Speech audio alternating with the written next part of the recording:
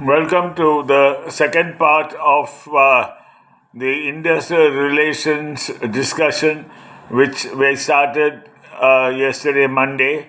in our crystals of experience. And I was talking about the Samsung employees versus their employer, and the resultant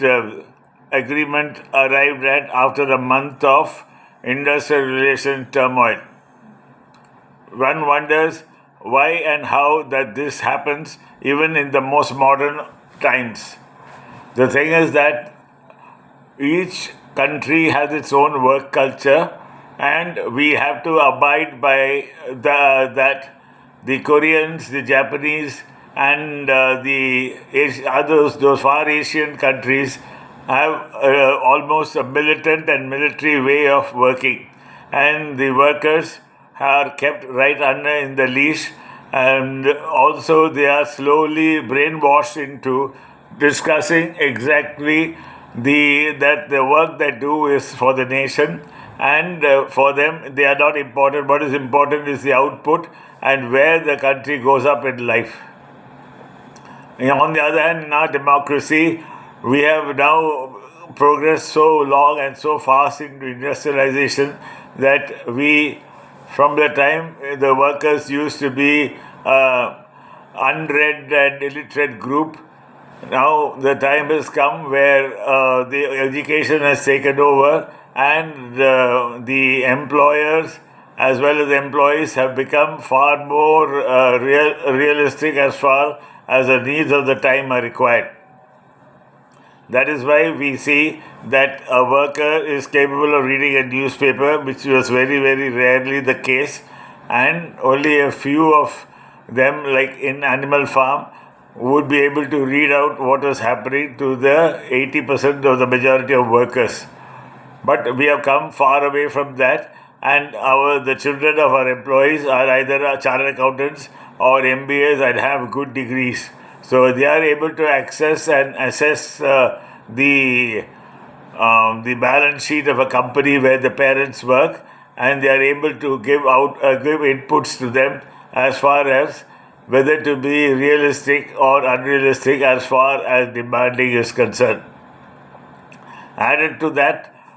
the times have changed where what used to be a luxury has now become an absolute essential. So, transportation, especially since industrial areas are so far and between, so bus service and all what was not ever thought of has now become the norm of the day.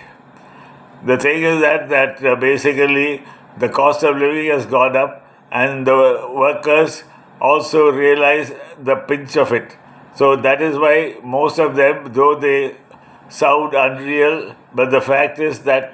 even the so-called middle class and higher middle class realize the pinch of the cost of living, whatever be said by the politicians. And they know that this is the only time where they can talk and where they can bargain and get their fill. They may not be exactly what they want, but definitely it is a win-win situation. Nowadays, apart from the basic medical facilities, their wages, other things like educational loan for the employees' children, a generous insurance, medical or life, all these other things come into play. And all that costs money, and that is all added to the CTC of the employer's concern. Because after all, the employer must be able to pay and must be able to sustain so that he can he can do his production as well as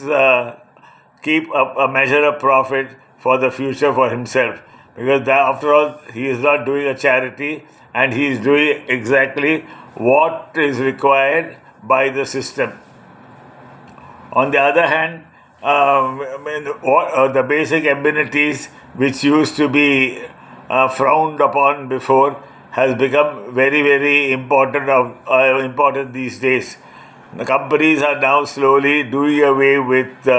huge lunches and non-vegetarian food, and just keeping it simple with an eye and right or wrong on the health of the workers. The workers are now been given nutritious food so that they are fit enough to come when they come towards the middle and the end of their careers. This was not the case because an easy bait for workmen was to serve delicious non-vegetarian food at a huge fraction of the cost, and that used to be one of a big appeal. Of course, union office bearers used to tell me that is the only one reason why workmen come to work, because they know that they will be getting good food and also stuff to take home for the children on an official manner, which many far-seeing employers do. Because we have seen that that is a very big incentive, because when the children see a face lights up, the parents after a day's work are happy to share the stuff with them, though it may look innocuous and simple, but it carries a big, huge message. Apart from that, we also must understand that the law is very clear, and we have to prevent things like go slow, the most lethal and most hateful way of expressing dissatisfaction by the worker, and ensure that production and productivity is kept at the maximum even during the most trying times of the negotiations. It is most important that both parties are transparent and share what they can give, and there should not be the old system of trying to keep something under the fingers so that you play a fast one or suddenly become malevolent, which nowadays most workers and most unions see. It is prudent to educate the workers through workers' education, as well as classes on trade unions, on what are their rights and what are the duties, which is far more important, and how they can contribute to the final profitability of the company, so that the company is there for a long time and ensures that people find a proper way of living, and the continuous employment is maintained for the best part of the state. With that, it's enough for today, and we continue tomorrow, Wednesday, on the same subject.